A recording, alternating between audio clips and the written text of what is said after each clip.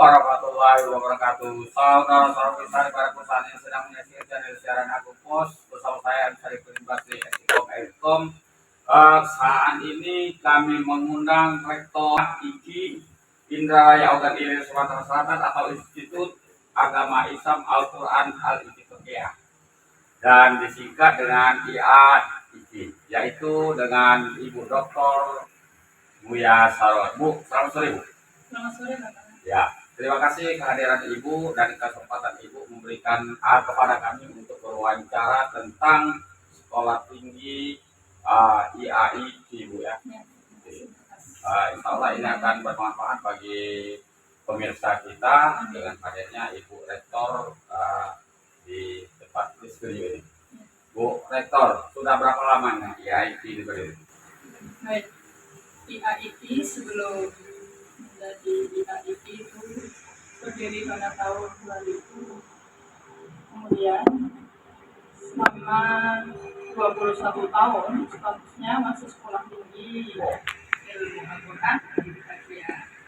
Alhamdulillah pada tahun 2021 tepatnya di bulan Maret tanggal 12, alhamdulillah IAIKI yang asal usulnya adalah sekolah tinggi sehingga sekarang sudah beralih menjadi Institut Agama Islam Al-Quran Al-Ittihadiyah.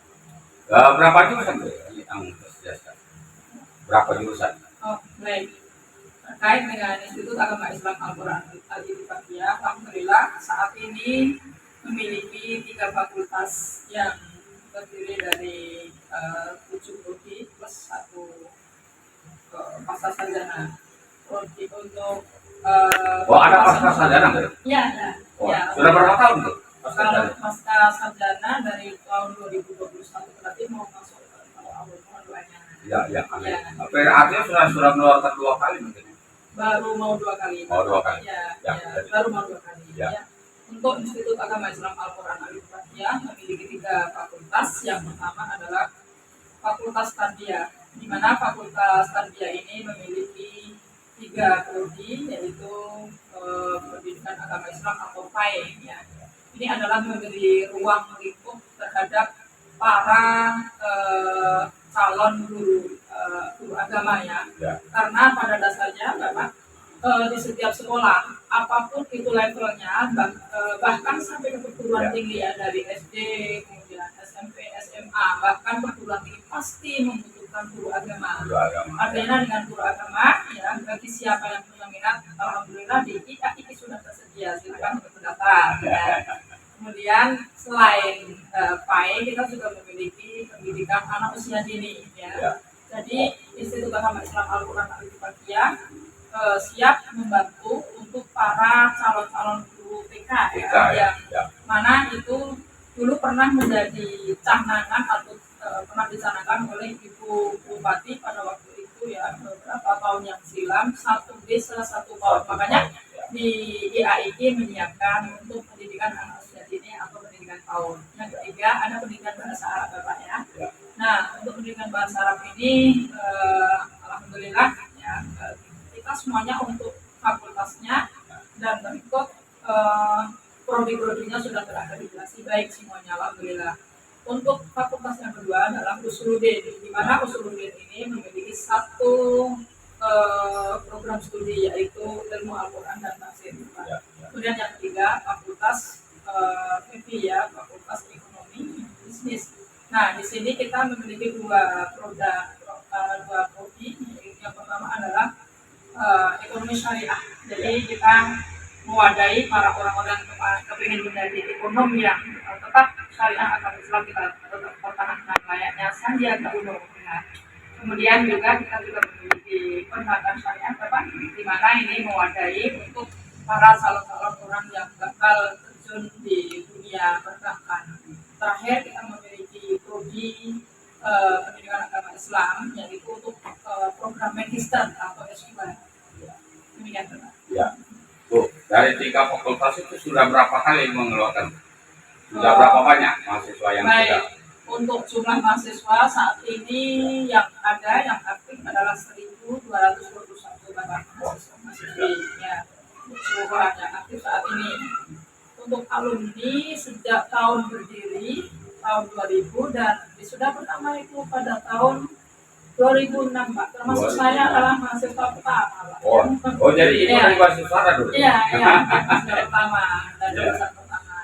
2021 Bu ya? Ya, Pertama, saya ya? masuk tahun 2000 tapi lulusnya 2006. 2006. Ya, karena memang masih baru itu mungkin seperti anak-anak masih suka tidur Pak. Jadi selama 6 tahun ya. Artinya sudah sekitar 8 kali 9 kali mengeluarkan ya? Bahkan kita sebentar lagi kita akan mewisuda nanti yang ke 17 atau 18.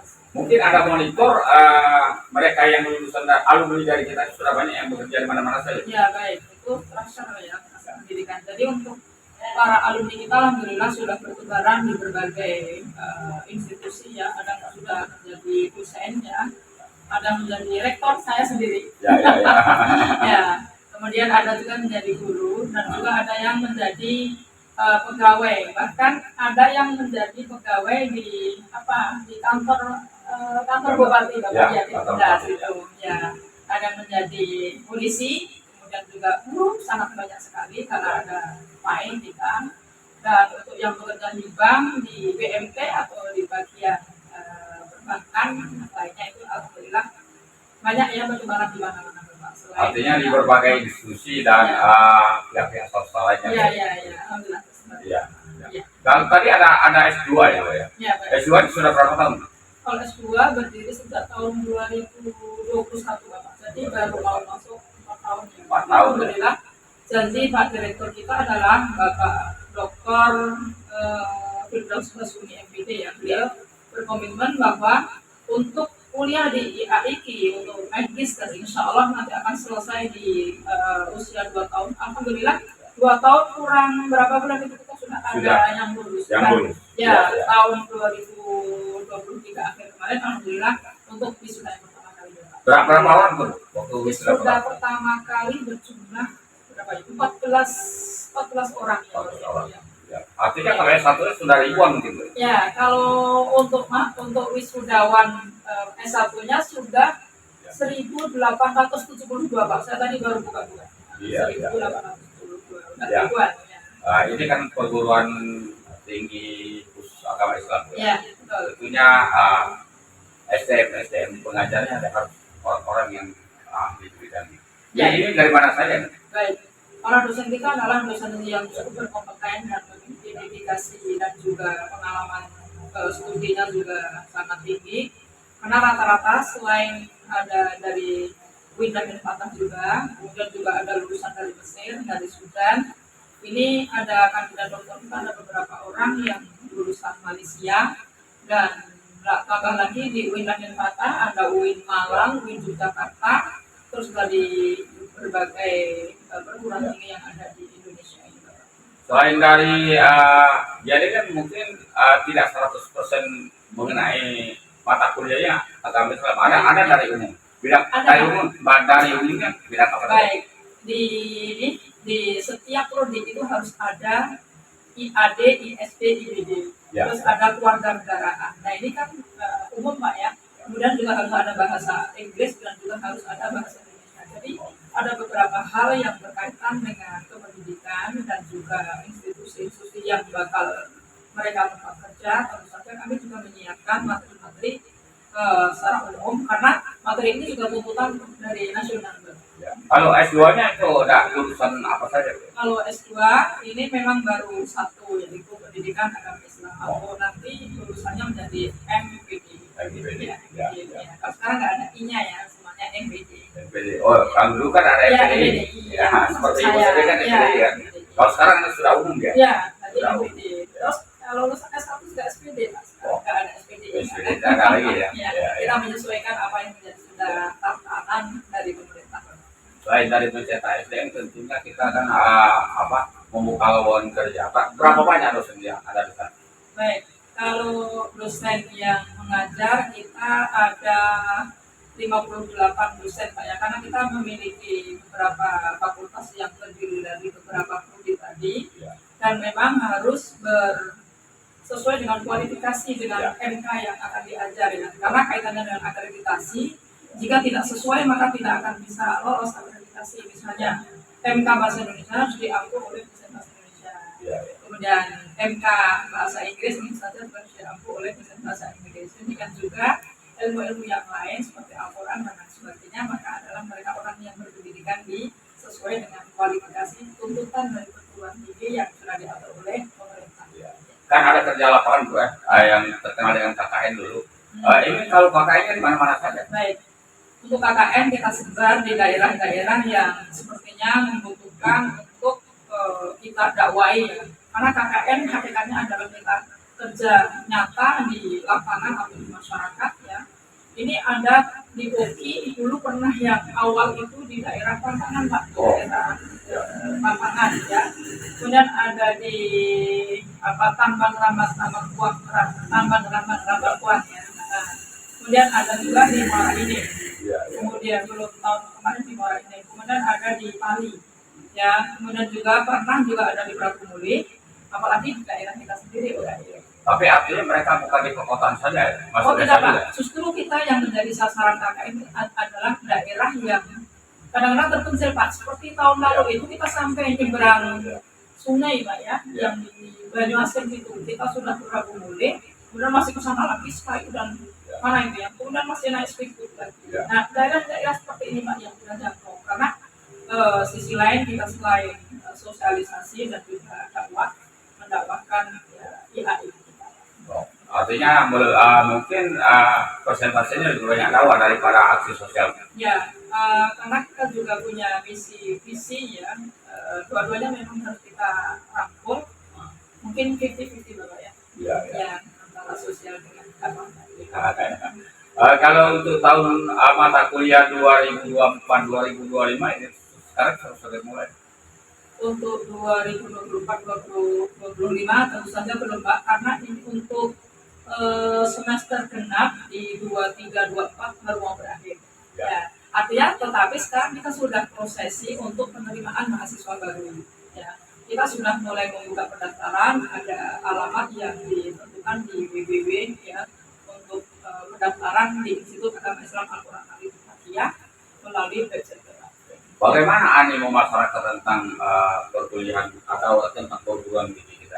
Baik, untuk animo masyarakat, alhamdulillah, walaupun kita di masa COVID, masa COVID beberapa saat yang lalu, kita juga memiliki antusias yang tinggi ya, terutama masyarakat. Dan kita memang punya usaha yang luar biasa, Pak ya. Jadi tim kita sebenarnya bukan begitu banyak, tetapi tim kita juga solid ya. Jadi mereka sangat solid dan menyebarkan brosur, kemudian di media cetak, kemudian media massa, medsos, kemudian kita juga ada tim yang turun ke lapangan silaturahim di sekolah-sekolah, kita terjun di sekolah-sekolah dalam rangka sosialisasi dan rekrutmen untuk mahasiswa dan mahasiswi baru. Animo masyarakat cukup tinggi. Tapi artinya persyaratnya harus sekolah agama atau mereka dari sekolah umum misalnya? Baik, masalah latar belakang dari calon mahasiswa kita tidak harus dari sekolah yang berasal pendidikan agama, tidak Pak. Karena hakikatnya orang yang ingin belajar di kita itu belum tentu mereka sudah punya bekal yang mumpuni terkait dengan ilmu agama. Oleh karena itu dari sekolah umum apapun bentuknya, entah itu SMA, SMK atau yang derajat ya tetap kita terima Pak. Karena kita ingin membina kepada masyarakat melalui pendidikan. Pendidikan kita itu tidak harus yang berbasic agama. Oh ya, tidak harus basic agama. Tidak. Tapi artinya ada pembelajaran khusus kepada mereka yang tidak ada basic agama. Kalau pembelajaran khusus kita ada yang disebut dengan matrikulasi untuk memberikan pemahaman secara cepat. Itu biasanya setelah resmi menjadi mahasiswa-mahasiswi kita, hasil tes nanti akan menunjukkan bahwa ada klasifikasi, ada klasikal-klasikalnya, kelas-kelas yang berbeda. Nah, kelas inilah ada nanti kelas yang mungkin kemampuannya sudah tinggi ya, dan tapi ada yang sedang dan ada juga yang rendah. Yang masih memiliki kemampuan rendah inilah yang kita matrikulasikan. Agar mereka tidak terlalu jauh ketinggalan terhadap hal-hal yang berkaitan. Berdasarkan daftar yang kita selama ini praktekkan itu kalau melihat dari nilai itu bagaimana kualitasnya? Kalau maksudnya nilai yang berasal dari sekolah masing-masing. Dari sekolah masing-masing. Baik. Variatif Bapak ya untuk masalah nilai ya. kita mungkin tidak perlu memisah dan memilah orang yang punya nilai tinggi dan tidaknya. Ya. Dan yang jelas kalau mereka mendaftar kepada kita berarti ingin belajar di kita. Oleh karena itu kita sebagai lembaga yang mengelola tentang pendidikan, maka mereka juga harus kita terima. Tapi tetap selektif, Pak ya, tetap selektif. Kita masih memiliki selektif. Nah, ada Ya. tes. Tesnya kita ada dua macam, Bapak, Ya. secara tertulis melalui online, Ya. dan juga ada tes nanti tertulis dan juga ada tes lisan. Biasanya kalau nggak bisa diterima dari mana tes di kelemahan? Kalau nggak bisa diterima dari segi kelemahan, kita akan melihat, mohon maaf, memang pernah ada Pak ya yang saat dites untuk menyebutkan kalimat Allah Ya. tidak bisa, kemudian untuk menyebutkan misalnya alif ba ta itu juga masih kesulitan. Jadi sepertinya memang punya kelemahan Ya. fisik ya, yang Ya. mungkin ini karena kalau masuk di IAIKI mereka kan bakal menjadi guru. Ya. Kalau Ya. sosok seorang guru apabila memiliki kekurangan yang sangat besar, ya mungkin mohon maaf karena mereka bakal ngajarin kepada para murid-murid mereka. Jadi syarat menjadi guru kan setidak-tidaknya kan mereka juga harus harus memiliki kecerdasan dan juga memiliki ketangkasan dan juga memiliki kekurangan-kekurangan mungkin harus Ya. diminimalisir. Ya. Paling Pak, gitu. ya artinya tetap selektif, tapi Iya, iya, ada semacam kelonggaran Ya. yang diberi kelonggaran itu mungkin ada ekstra untuk pengajaran secara Ya. khusus. Itulah yang Matrikulasi tadi. diberi kelonggaran tadi, diberi secara khusus itu bentuknya matrikulasi. Bu, tentunya untuk masalah kita ini perlunya menerima mahasiswa sebanyak mungkin. Betul. Kapasitas yang tersedia di IAI Ya, baik. gimana? Ya, baik. Kita memiliki kampus yang representatif Ya. dan kelas cukup banyak. Tentu saja kita untuk S1 untuk PAE ini biasanya 4 sampai 6 kelas Pak kita. Jadi mungkin ke depan pasti kita menginginkan kelas lebih dari itu. Ya. Jadi kalau bisa ya 7 atau 8 kelas, bahkan 10 kelas. Insya Allah Fasilitas belajar mengajar juga gimana? fasilitas belajar, insya Allah kita juga memadai masalah meja kursi, kemudian fokus ya. Kita tetap siapkan, kemudian sarana prasarana yang ada di kelas kita juga butuhkan, terutama kalau fokus kita sudah siap semuanya. Ya. Kalau setiap jurusan itu berapa orang yang kita terima? Atau setiap secara umum berapa orang kapasitas yang harus kita terima? Sebanyak mungkin, tetapi kita punya kelas-kelas tersendiri. Baik. Kalau untuk yang PAI tadi kisaran 8 sampai 10 insya Allah kita masih bisa menampung kelasnya. Rata-rata satu kelas kisaran 30. Ya, mungkin bisa dikalikan berarti kisaran 300 ke atas kita membutuhkan itu. Kemudian untuk yang prodi tafsir Al-Quran dan tafsir tadi, kita sebenarnya bisa memiliki 4 sampai 6 kelas. Ya, tetapi peminat ini kan tidak sesuai yang kita harapkan ya. Jadi selama ini baru 1 kelas. Jadi mungkin ke depan saya berharap dan mudah-mudahan Allah kabulkan itu setidaknya 2 sampai 3 kelas atau 4 kelas bisa tercapai. Demikian juga untuk prodi bahasa Arab ya. Ini selama ini hanya atau masih 1 kelas saja. Ke depan mudah-mudahan bisa terwujud minimal 3 kelas ya, minimal 3 kelas. Kemudian untuk prodi BPS juga setidaknya mungkin ada 2 atau 3 kelas. Kemudian, SI itu nomor 2 Pak, ranking 2 ya. Jadi SI ekonomi syariah itu sampai 4 kelas ini bersama dengan PAI ya. Setidaknya mungkin bisa 6 sampai 8 kelas SI. Ya. Ini sebenarnya tamu yang harus saya tanyakan, tapi harus saya tanyakan karena banyak saya ingin menanya. Soal biaya kuliah. Baik. Untuk biaya kuliah Pak, untuk kita karena melihat masyarakat Indralaya dan sekitarnya ini adalah masyarakat yang memiliki kemampuan ekonomi menengah ke bawah. Walaupun juga ada menengah ke atas Pak ya. Ada yang diprioritaskan mungkin ya, masyarakat ya, tidak mampu misalnya. Ya.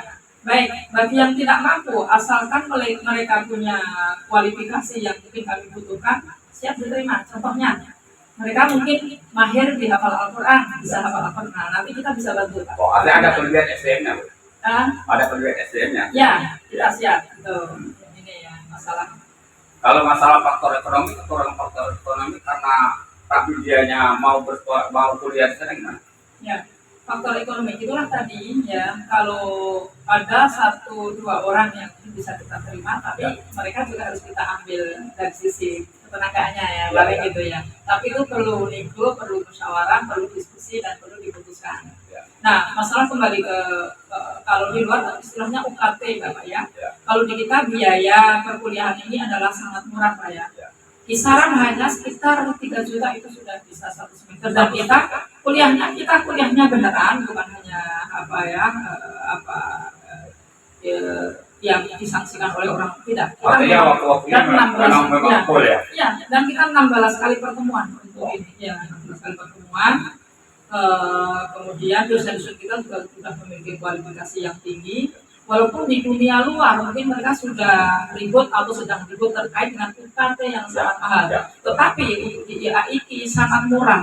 Dan kalau memang terpaksa bagi masyarakat yang memiliki ekonomi mungkin rendah gitu ya, kita bisa bantu melalui boleh cicil. Ya.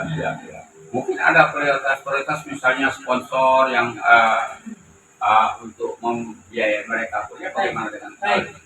Kalau sponsor terkait untuk bantuan kepada para mahasiswa-mahasiswi kita, ini ada Pak, kita punya beasiswa yang disebut dengan KIP. Kalau dulu adalah beasiswa bidik misi Pak ya. Jadi kita memiliki beasiswa KIP yang dikelola oleh Departemen Agama, dan alhamdulillah tahun ini termasuk kita Sumatera Selatan ya, khususnya IAIKI mendapatkan cukup banyak ya, alhamdulillah. Kemudian ada juga beasiswa yang Hafiz Al-Quran Bapak, insya Allah kita bisa bantu. Dan juga mereka kalau punya prestasi mungkin di bidang bidang humaniora atau mungkin MTQ atau apa yang itu bisa dipertimbangkan, asalkan bisa menunjukkan jati dirinya. Mungkin kalau Hafiz tadi mungkin bisa kita tes terlebih dahulu ya. Kemudian kita juga punya beasiswa berprestasi Bapak ya. Jadi beasiswa berprestasi ini adalah salah satu bagian daripada bagaimana cara membantu kepada para mahasiswa-mahasiswi kita yang memiliki ekonomi mungkin kekurangan ya. Ada satu lagi yang sering membantu di IAIKI untuk mahasiswa kita yang membutuhkan, itu adalah Mas. Ada yang dikuliahkan misalnya prioritas ke luar negeri yang kira-kira memang SDM-nya memang mampu atau kualitasnya memang bagus, nilainya memang bagus. Ada seperti itu diterapkan di IAIN untuk dosen atau untuk mahasiswa? Untuk mahasiswa. Baik. Kalau untuk mahasiswa, kita akan melihat apakah kalau bahasa Bapak tadi dikuliahkan ya, berarti kita membutuhkan. Kita akan memuliakan SDM kita apabila kita membutuhkan. Ya, contohnya pernah kita mengutus alumni kita untuk studi karena kita membutuhkan dosen untuk PIAUD waktu itu ya. Alhamdulillah jalan dengan bagus, sekarang sudah menjadi SDM kita dan sah menjadi SDM kita, dan sekarang bahkan sudah menempuh untuk gelar doktor. Luar biasa. Ya. Bu, di balik kelancaran yang Ibu jelaskan tadi mungkin ada hambatan. Seperti apa hambatan kalau ada? Baik, hambatan Pak ya. Mahasiswa-mahasiswi di mana-mana mungkin sama ya. Itu walaupun kita sudah memberikan prioritas dan memberikan kemudahan, bayaran sudah murah, masih boleh cicil, tapi nggak bayar. Ya, jadi kita harus nagih, harus ya berbagai usaha dan upaya itu Pak ya. Terus dalam rangka terutama menaikkan grafik jumlah pendaftar ya, dan juga jumlah lulusan, maka kita punya panitia yang standby dan siap untuk bergerak untuk terjun ke masyarakat dalam rangka untuk rekrut. Nah ini bagi kami memang memerlukan tenaga yang ekstra, dan ini mungkin sedikit ada hambatan Pak ya bagi kita tidak keluar, karena kalau keluar tentu saja membutuhkan biaya, membutuhkan dana, membutuhkan waktu, membutuhkan komunikasi yang luar biasa kepada dunia luar. Nah ini mungkin sedikit kendala bagi kita. Tapi kan hal ini terkenal dengan pondok ya, pondok pesantren. Apakah untuk S2-nya, S1-nya ini ada penunjukan juga? Baik, untuk baik. sejak IAIQ atau Sekolah Tinggi Ilmu Al-Quran Al-Fatihah itu berdiri, kita sudah memiliki boarding to mahasiswa-mahasiswinya. Jadi kita sudah punya kampus atau punya tempat penginapan, Asrama, ya? asrama bahasanya, asrama. Tapi sekarang masih khusus untuk putri. Ke depan kita sudah persiapan untuk putra, Bapak ya. Jadi untuk putri memang selama ini sudah ada yang berdomisili di dalam asrama tersebut, dan di dalam asrama itu kita juga punya kegiatan terkait dengan taklimul Quran, nawabul Quran atau ngaji Al-Quran dengan lagu, ada kajian fikih, saya ngajar kajian fikih wanita, dan juga ada beberapa tambahan ya sebagai nutrisi tambahan bagi mahasiswa-mahasiswa kita, bukan hanya ilmu yang kenyam yang ada di dalam perkuliahan saja. Bu, Ya, jadi kita tidak rasa waktu sudah 25 menit kita di sudah. depan kamera. Mungkin ada pesan-pesan Ibu terhadap kepada mahasiswa, kepada orang tua, dan kepada masyarakat umum, dan kepada perguruan sendiri. Silakan. Baik. Pada para bapak dan ibu sebagai orang tua dari para anak-anak bapak dan ibu ya, kiranya pilihlah perguruan tinggi yang mampu untuk membawa putra putri bapak ibu mengantarkan kepada pemahaman keilmuan, baik keilmuan agama dan juga keilmuan secara umum. Kuliah di Institut Agama Islam Al-Quran Al-Fatihah, kita memihak terhadap dua hal. Pertama adalah kemahiran atau pemahaman ilmu-ilmu agama, tetapi kita juga tidak meninggalkan ilmu-ilmu yang berkaitan dengan akhirat. Disinilah letaknya kita di dunia hasanah, waktu akhirat hasanah.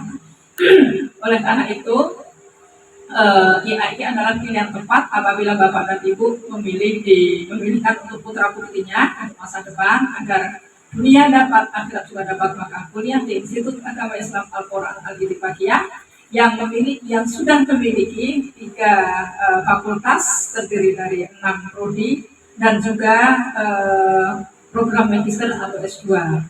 Dan lokasi perkuliahan kita juga sangat strategis karena berada di jalan lintas timur ya. Ini adalah jalan utama poros untuk antar provinsi, artinya ini adalah sangat strategis ya, mudah dan terjangkau, dan juga biaya juga sangat murah ya, sangat murah, dan ini bisa juga dinego terkait dengan proses pembayaran.